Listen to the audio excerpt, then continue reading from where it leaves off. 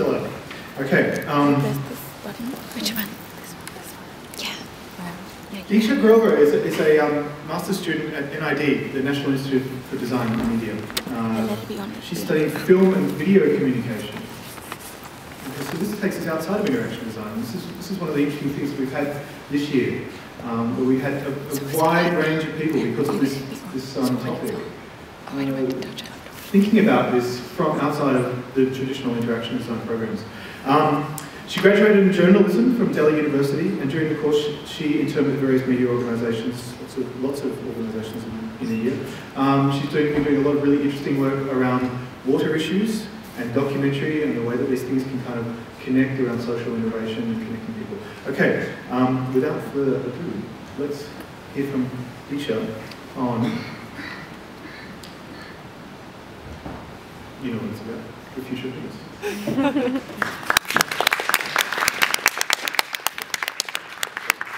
Hi everyone, I'm Diksha.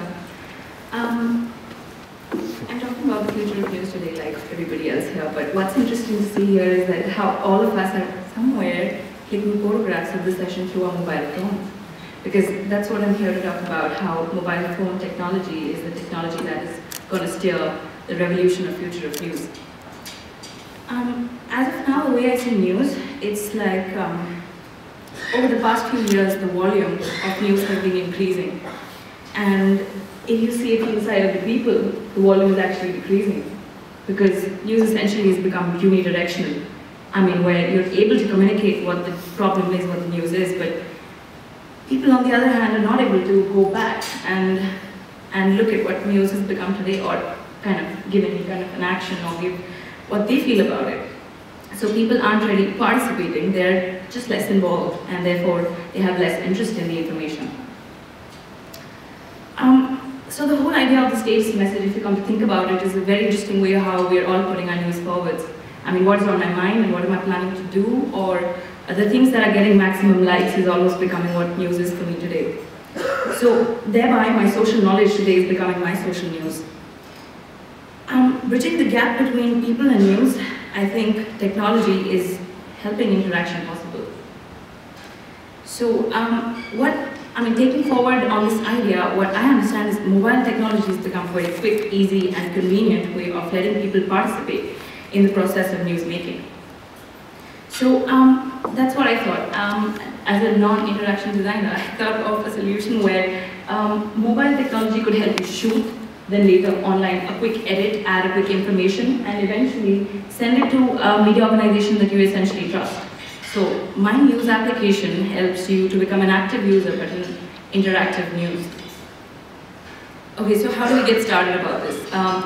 The way I see it is it's going to be a free of cost application. You can just register your username because that's quite important. If you're a registered user, I mean, eventually the information that you send out will be on your name, so it's credible information.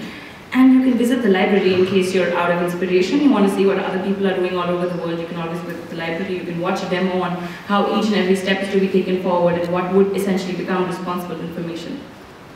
How do we do it? So let's go by the step-by-step guide. The first step is shooting the event. So the way I see this application is that you can essentially shoot the event. And if you want to shoot more, you can click on the plus button. Also, this particular application should become very user-friendly because the minute it gets complicated, I don't think too many users are going to, use this application at all. They'd rather just record it and upload it. So, I mean, just using visual iconography, with the plus sign, you can record more of the event, or you can go forward, which is the next step to shooting about a witness. I mean, somebody who's sort of encountered the same problem at the same event site, you go to the witness and you speak to that person. So that's just step number 2. Step number 3 is if you have any proof. As a citizen journalist, I think so many times when you're experiencing your own problems is when you have most of the evidence is to yourself, and you need media intervention most of the time to take you there. So what if you could shoot your own proof that, say, I had a certain property was sort of encroached and this is my property and you want to shoot the papers, you can do that. And another step is to speak to a specialist, maybe speak to somebody in that particular society who has sort of given you that particular house on lease, or, you essentially speak to the specialists of that certain beat.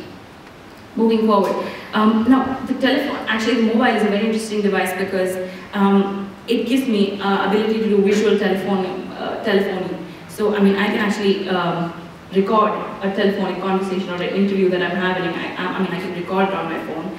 Or I can even do a Skype interview. So, I mean, I can, using a smartphone, I can Skype with someone and immediately record it. The seventh step is to add any other information that you think could be interesting. And the last step would be to do your own piece to camera. Like all journalists, you give your own opinion because that's the most important thing in citizen journalism. The last step is to add any other information. This is a very important step because you're filling out crucial details that have not been covered maybe in the story, and you just can kind of fill it into the form. And the last step, I mean, I think this is about all those whistleblowers who would probably want to keep their identity anonymous. You could just like sort of, there would be an option where you could sort of keep your identity secret and still send your user code so that media can probably follow it up, if not take the story forward under your name. I'm looking at some of the features that I'm kind of thinking about this application, which is about adding an interview info. This could be like a ticker, which could kind of go in with every video that you add. You could blur identity on the basis of whether that person wants to confide into you and not with the other media people, let's say. So that person kind of speaks to you directly. You can blur their face or their identity and move forward. You can add music, make notes, insert photographs, or even skip to the end if you, for the lack of time. You can watch the demo, visit the library, etc. So this feature also gives you an online edit option because this is, I mean, if for the lack of time you just wanted to auto-edit it, all your information sort of comes together. But if you want to sort of sequence the events and you want to do it yourself, you can even do that. Now the additional feature, what I was thinking for the media houses would be to how they could sort of unpack the information from a packed information, because if they want to use a certain part of it, that's what I guess unpacking will help them do. The third step is you can immediately link it and upload it to media channels or, I mean, if you don't trust any of the media houses, you could just like link it to the MyNews website. So you can essentially choose the places you trust, or you can just like link it or upload it to the MyNews website, where I think people from all over the world would be probably sending in their videos. So maybe an information which is a global information but not a local information would start interesting me more. And that's a way how I can connect to someone else's news. And therefore there's this, again, the whole cycle of social interest towards global news now. Okay, so what is essentially the role of journalists here? When I look at journalists now, because if people have this ability to kind of shoot their own news, what do journalists become? Journalists essentially become researchers or fact checkers. So they are following up on your story, and if media intervention is required, they pursue it. And editors become media gatekeepers. What goes on at the 9 o'clock news could be probably decided by the editor, but essentially you have voiced your opinion. So you have got that sense of freedom to speak, essentially. And also so many times that you're working as a journalist, you realize that you may not have information, but you're going out and you're digging up information. So essentially getting a lot of sensational information into the whole circuit. But if people are kind of delivering you the information and then you're kind of looking through it and going through information that would probably make the most sense, I think this could be an option. I was actually inspired by the whole idea of this particular film. This is an Academy Award film. Zana Brisky's Born in Brothels is a very interesting experiment and a successful experiment with citizens, because she was able to come to the Sonagachi Valley in Calcutta and she was able to give these cardboard cameras to all the citizens. Not exactly all the citizens, about 8, some of these 8 children. And she taught them photography and she taught them how they could probably venture into the valley and record this information and come back. So an area which was inaccessible to her and unknown to her was brought out. Some of the most dark and deep secrets were brought out by these little kids who later on got education on the basis of their photography skills and their values. So I think if citizens are informed of how to use technology, their stories and their experiences are things that they can best share.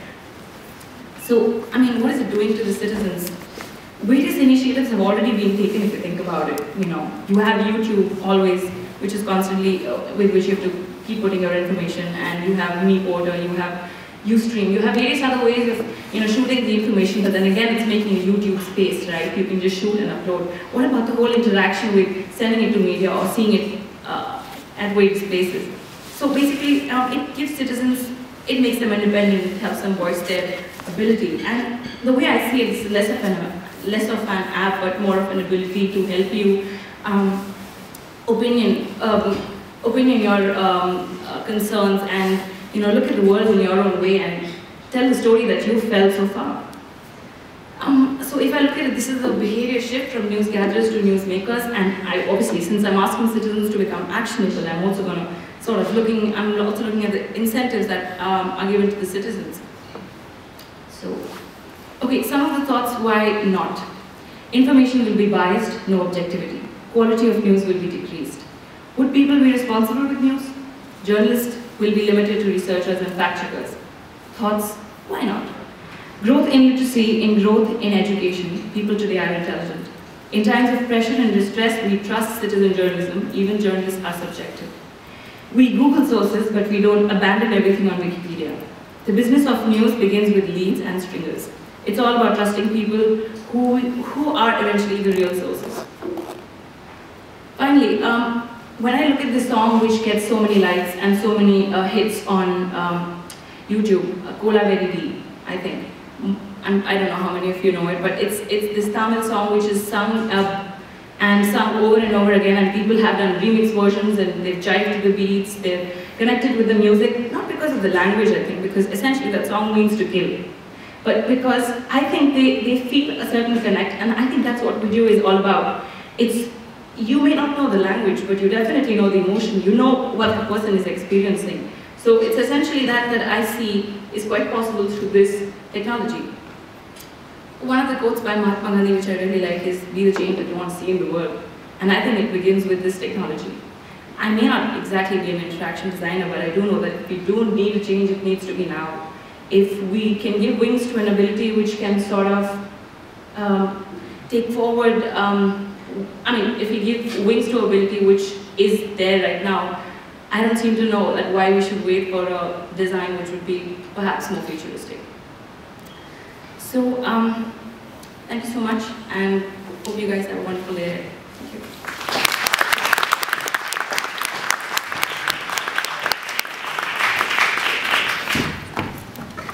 Thank you. Thank you. Thank you, Diksha. Thank you to all of our finalists. Okay.